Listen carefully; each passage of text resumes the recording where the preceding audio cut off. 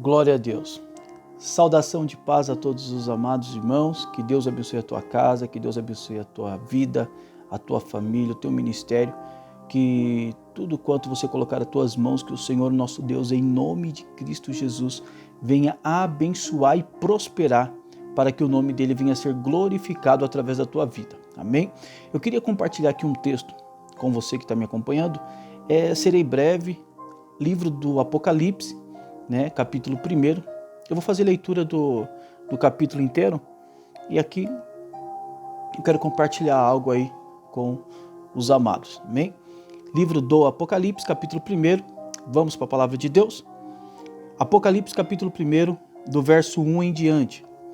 Revelação de Jesus Cristo, a qual Deus lhe deu para mostrar aos seus servos as coisas que em breve devem acontecer e que ele, enviando o seu anjo, deu a conhecer ao seu servo João, que atestou a palavra de Deus e o testemunho de Jesus Cristo, quanto a tudo o que viu. Bem-aventurado aquele que lê, bem-aventurado aquele que ouve as palavras da profecia e guarda as coisas nelas escritas, pois o tempo está próximo. João, as 7 igrejas que estão na província da Ásia, que a graça e a paz seja com vocês, da parte daquele que é, que era e que há de vir, da parte dos 7 Espíritos que estão diante do trono e da parte de Jesus Cristo, a fiel testemunha, o primogênito dos mortos, o soberano dos reis da terra, aquele que nos ama e pelo seu sangue nos libertou dos nossos pecados e nos constituiu reino, sacerdotes, para o seu Deus e Pai. A ele a glória, o domínio para todos sempre. Amém. Verso 7. Eis que ele vem com as nuvens, e todo olho verá, até mesmo aquele que os ultrapassaram. E todas as tribos da terra se lamentarão por causa dele. Certamente. Amém. Eu sou o Alfa e o Ômega, diz o Senhor Deus, aquele que é, que era e que há de vir, o Todo-Poderoso. Eu, João, irmão e companheiro de vocês na tribulação, no reino e na perseverança em Jesus, estava na ilha chamada Pátimos, por causa da palavra de Deus e do testemunho de Jesus. Achei-me no Espírito, no dia do Senhor, e ouvi atrás de mim uma voz forte, como de trombeta, dizendo: escreve no livro o que você vê e mande às 7 igrejas: Éfeso, Esmirna, Pérgamos, Tiatira, Sardes, Filadélfia e Laodiceia. Voltei-me para ver quem falava comigo. Ao voltar vi 7 candelabros de ouro, e no meio dos candelabros um semelhante ao Filho do Homem, com vestes talares e cingidos à altura do peito com um cinto de ouro. A cabeça e os cabelos dele eram brancos como a alva lã, como a neve. Os olhos eram como a chama de fogo. Os seus pés eram semelhantes ao bronze polido, como que refinado numa fornalha. A voz era como o som de muitas águas. Na mão direita ele tinha 7 estrelas, e da sua boca saiu uma afiada espada de 2 gumes. O seu rosto brilhava como o sol na sua força. Ao vê-lo, caí aos seus pés como morto. Porém, ele pôs sobre mim a mão direita, dizendo: não tenha medo, eu sou o primeiro e o último, aquele que vive. Estive morto, mas eis que estou vivo para todo sempre, e tenho a chave da morte e do inferno. Escreva, pois, as coisas que você viu, as coisas que são as que hão de acontecer depois destas. Quanto ao mistério das 7 estrelas que você viu na minha mão direita, e quanto aos 7 candelabros de ouro, as 7 estrelas são os anjos das 7 igrejas, e os 7 candelabros são as 7 igrejas. Ao anjo da igreja de Éfeso escreve: estas coisas diz aquele que conserva na mão direita as 7 estrelas e que anda no meio dos 7 candelabros de ouro. Amém? Essa é a leitura para que nós possamos aí meditar um pouco na palavra de Deus. Claro que vamos aproveitar e fazer uso, da história. A história, a tradição, ela nos diz que tinha um imperador por nome de Domiciano. Ele vai pegar João, vai tirar João ali da comunhão da igreja, vai lançar ele num tacho de óleo fervendo, mas de forma sobrenatural, né, milagrosa, João ele não morre. Nós vemos esse imperador tentando tirar João da comunhão da igreja, mas ele falha porque ele não consegue tirar João da comunhão do dono da igreja. Isso aqui é tremendo, porque no período de pandemia as pessoas pararam de ir ao templo, né? Podem até os templos estar fechados, mas nós nunca iremos perder a comunhão com o dono da igreja, que é o nosso Senhor e Salvador Jesus Cristo. Isso aqui é tremendo. Só que antes de nós entrarmos nas revelações dessa palavra, vamos voltar um pouquinho para a criação, levando em consideração que tudo aquilo que é criado no mundo espiritual. E tudo aquilo que é formado no mundo físico, né? Então, por isso nós temos essa diferença do capítulo 1 e do capítulo 2 do Gênesis. Porque no capítulo 1 fala das coisas sendo criadas e no capítulo 2 das coisas sendo formadas. Nós vemos isso daí de forma bem clara quando se refere ao homem, né? Quando nós vemos no capítulo 1, e criou Deus o homem à sua imagem e semelhança. Quando nós lemos no capítulo 2, e formou Deus o homem à sua imagem e semelhança. Porque as coisas primeiras são criadas no mundo espiritual e depois são formadas no mundo físico. Mas quando nós olhamos para a criação, nós vemos ali a soberania de Deus, algo tremendo, poderoso.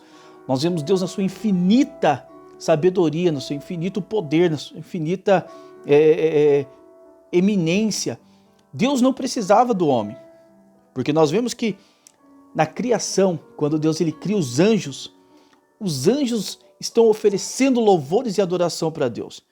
Nós vemos um pouco disso quando nós lemos Isaías capítulo 6, que os serafins estão virados um para o outro, dizendo: Santo, Santo, Santo é o Senhor dos exércitos, toda a terra está cheia da sua glória.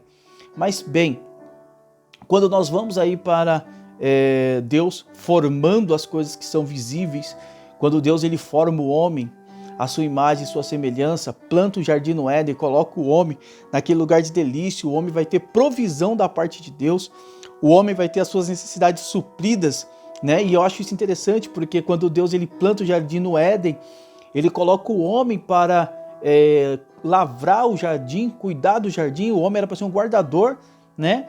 Ele vai só liberar uma palavra de proibição para o homem, que era justamente para o homem não comer, né, do fruto do conhecimento do bem e do mal. Isso aqui eu acho interessante, porque essa foi a proibição que Deus deu para o homem, quando Deus coloca o homem no meio do jardim, lembrando que o jardim quem plantou foi Deus. Tudo que o homem tinha acesso ali era provisão de Deus. Deus era o provedor na vida do homem. E isso é interessante, porque todas as vezes que Deus, né, e que nós entendemos desta forma que Deus ele é o provedor da nossa vida, Deus sempre vai ter autoridade para colocar uma proibição. E aí, quem é espiritual já entende, né? Aí está, né, um dos princípios básicos. Por que nós devolvemos o dízimo, né? Por que nós ofertamos, ainda que isso seja algo de adoração, gratidão, né? Mas nós devolvemos o dízimo, ofertamos, porque nós reconhecemos que tudo vem das mãos do Senhor, né? E aquele que provê na minha vida, ele tem autoridade para colocar algumas proibições, e as proibições é essa, que nós não poderíamos comer, né, de tudo aquilo que vem da nossa mão, mas que nós precisaríamos, né, semear no reino, devolver ao Senhor. Coisa linda. Só que mesmo assim, né, o homem ele não se contenta com aquilo que Deus proporcionou para ele. Porque nós vamos ver que o homem está no lugar de provisão, o homem está sendo provido por Deus. Deus fez o homem à sua imagem e sua semelhança. Deus colocou o homem no lugar onde ele iria dominar, onde ele iria dar nome a tudo. Deus ele começa a fazer algo tão poderoso, porque Deus ele vinha na viração do dia, a palavra do Senhor diz, para poder conversar com o homem. Então Deus tinha um encontro com o homem contínuo. Deus vinha, o homem vinha, Deus vinha, o homem vinha, Deus vinha, o homem vinha. Os dois se relacionavam de uma forma poderosa, se envolvia nestas profundidades do relacionamento, de intimidade. Mas um certo dia Deus vai vir e o homem vai faltar neste encontro. O homem vai se esconder de Deus. O homem vai fugir da presença do Senhor, porque justamente o homem quebra uma ordenância de Deus. Quando Deus falou, não come, o homem foi lá e comeu. E aí nós vemos que naquele momento, Deus com todo o poder, sabendo que o homem ia errar, sabendo que o homem ia pecar, sabendo que iria acontecer tudo isso que nós vivemos hoje, tudo isso que já passou, tudo isso que ainda está por vir. Deus poderia, naquele momento, falar assim: não vou mais fazer nada, não vou mais criar a humanidade, vou ficar somente com aquilo que eu criei no mundo espiritual, a adoração dos anjos, para mim está ótimo. Mas nós vemos ali Deus agindo de misericórdia, porque mesmo o homem errando, mesmo Deus sabendo que o homem iria errar, Deus não desistiu do homem. Nós vamos ver ali no jardim o próprio Deus, né, agindo com amor. Por isso que nosso Deus, o Deus que nós servimos, é um Deus que é amor. O amor não é Deus, mas Deus é amor. Deus mata um animal, Deus tira a pele daquele animal, cobre a nudez do homem. Deus vai tirar o homem do jardim. Nós podemos entender que era questão de lógica, bastava o homem entender que agora ele estava longe daquilo que era o plano original de Deus. O homem poderia, né, se arrepender, passar isso adiante, falar para os seus filhos, contar a história para que isso não acontecesse de novo, mas não é isso que acontece. Nós vamos ver em seguida Caim, ele vai seguir os caminhos agora de Adão caído. Caim vai matar o seu irmão, depois de um tempo nasce Sete traz ali uma esperança. Poderíamos imaginar que as coisas iriam melhorar, mas as coisas não melhoram. Depois, daí em diante, as coisas só vêm a piorar. Chegando em Gênesis capítulo 6, Deus ele vai liberar uma palavra que o Espírito do Senhor não contenderia mais com o homem para sempre. E ali Deus vai destruir a humanidade. Deus vai achar graça em Noé, e através de Noé Deus vai fazer uma nova aliança. Mas nós vemos que a história se repete, até um dia Deus precisar enviar o teu Filho, né, Jesus Cristo, o Cordeiro de Deus que tira o pecado do mundo. E aqui eu quero abrir um parênteses. Coisa linda quando nós olhamos para esse texto nesta ótica e entendemos que Jesus foi um presente de Deus para o mundo. Preste atenção, Jesus foi um presente de Deus para o mundo. Tomo por base João 3,16. E Deus amou o mundo de tal forma que deu seu Filho unigênito, para que todo aquele que nele crê não pereça, mas tenha a vida eterna. Coisa linda, irmãos. Jesus foi o presente de Deus para o mundo. Mas preste atenção, quando Jesus ele morre na cruz do Calvário e ressuscita, aí Jesus ele vai subir, vai ser assunto ao céu, e ele vai pedir para que o Pai envie um outro Consolador, o Espírito Santo. Então, se Jesus é o presente de Deus para o mundo, o Espírito Santo é o presente de Jesus para a igreja, para a noiva. Porque isso aqui é tremendo, irmãos. Porque quando nós olhamos para João capítulo 14, Jesus ele vai dizer assim, que não nos deixaria órfãos, mas rogaria ao Pai para que ele enviasse um outro Consolador, o Espírito Santo de Deus da verdade, né, que o mundo não pode receber. Jesus foi um presente de Deus para o mundo, mas o Espírito Santo é um presente de Jesus para a igreja. O mundo, irmão, não pode receber o Espírito Santo. O mundo não compreende a obra do Espírito Santo. O mundo não entende o mover, o trabalhar do Espírito Santo. Mas a igreja, a noiva, eu, você, nós compreendemos o trabalhar, nós conhecemos a pessoa de Jesus, do Espírito Santo, nós conhecemos a obra do Espírito Santo, nós nos envolvemos no mover. É por isso que quando o mundo ele vê o mover do Espírito Santo, ele se escandaliza. É por isso que quando o mundo ele vê o mover que tem no momento em que o Espírito Santo está tomando a noiva, está tomando a igreja, está revestindo a igreja, ele escandaliza, como foi em Atos dos Apóstolos, dizendo, eles estão embriagados. Mas não, quem é igreja, quem é noiva, entende que aquilo é poder de Deus para a salvação dos homens. Aquilo ali é revestimento do Espírito Santo para a igreja. Amém? Louvado seja o nome do Senhor. Mas já que nós estamos falando aqui de Jesus, né? É bom nós ressaltarmos, irmãos, que Jesus, a obra que ele fez depois da morte e ressurreição, foi muito maior do que aquela que ele fez antes. Claro que o maior presente de Jesus para nós, né, é o Espírito Santo, mas nós temos aí também a nossa justificação por intermédio da fé e do sangue de Cristo. Nós podemos entrar na sala do trono. Mas quando nós vemos alguns pontos depois da morte e ressurreição de Cristo, isso aqui me chama muita atenção. Isso aqui traz uma riqueza de detalhe, algo tremendo que eu quero compartilhar com você nessa tarde. Quando nós vemos para a morte e ressurreição de Jesus, A Bíblia vai dizer que quando Jesus ele morre, quando ele fala assim, na cruz do Calvário, Pai, eu te entrego o meu espírito, naquele momento o sepulcro se abre, né? Mas quando o sepulcro se abre, a Bíblia diz em Mateus que muitos mortos, né, ressuscitaram, mas eles não saíram da tumba, porque eles não poderiam quebrar esse princípio. Jesus é a primícia dos que dormem. Jesus foi o primeiro que morreu e ressuscitou. Então, a Bíblia vai dizer, né, alguns pontos depois da morte de Cristo. Qual é a primeira? Que Jesus, irmãos, ele ressuscita dos mortos. Louvado seja o nome do Senhor por isso. Depois que Jesus ressuscita dos mortos, a Bíblia diz que ele vai, né, até o tabernáculo celestial, e lá ele deposita o seu sangue. Depois que ele deposita o sangue no tabernáculo celestial, ele vai descer até o Hades, até o Sheol, até as partes mais profundas da terra, vai pegar o cativeiro, vai dar dons aos homens, ele vai ser assunto ao céu, vai ficar à destra do Pai e vai enviar o Espírito Santo para a igreja. Você já percebeu a riqueza de informação que isso nos traz?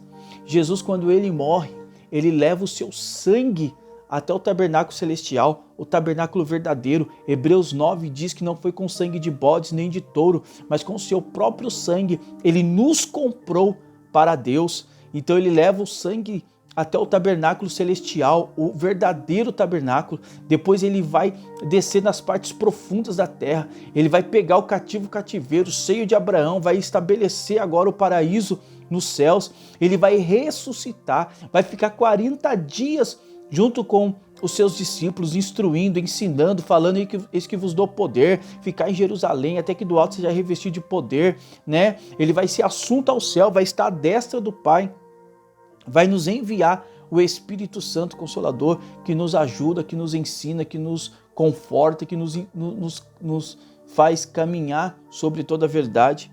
Isso é algo tremendo, tremendo.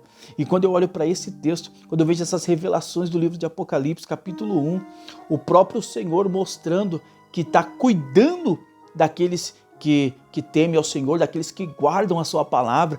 O Senhor, ele está mostrando aqui a preocupação que ele tem em guardar, né, João, o apóstolo. E João, irmãos, mesmo ele passando por todo este processo, o Senhor não o abandonou. E o Senhor mostra para João nessa visão, quando João ele olha, ele vê aquele semelhante ao Filho do Homem, que nós sabemos que é o próprio Senhor Jesus Cristo. Ele vai ver Jesus passeando no meio das igrejas. Ele vai ver as 7 estrelas que estão nas mãos do Senhor. Aquelas estrelas, o próprio Jesus fala que o mistério daquelas estrelas é que elas são os anjos da igreja, os mensageiros, os pastores. E quando eu vejo esse número 7, irmãos, falando da totalidade, é Jesus nos ensinando que a igreja, ela tem a totalidade, porque a totalidade da igreja é o cabeça, é Cristo. Se a igreja tem Cristo, irmãos, a igreja não sente falta de nada. Amém? Se a igreja tem Cristo, ela não sente falta de nada. Jesus mostrando que independente das falhas, de todos os erros que a humanidade veio aí causando, tropeçando, mas mesmo assim, em todos os momentos Deus estava guardando, Deus estava com um plano, né, para remir a humanidade, para trazer a humanidade de volta para o plano original. E é por isso que hoje, nesta tarde, estou eu e você aqui podendo desfrutar deste maná, desta palavra.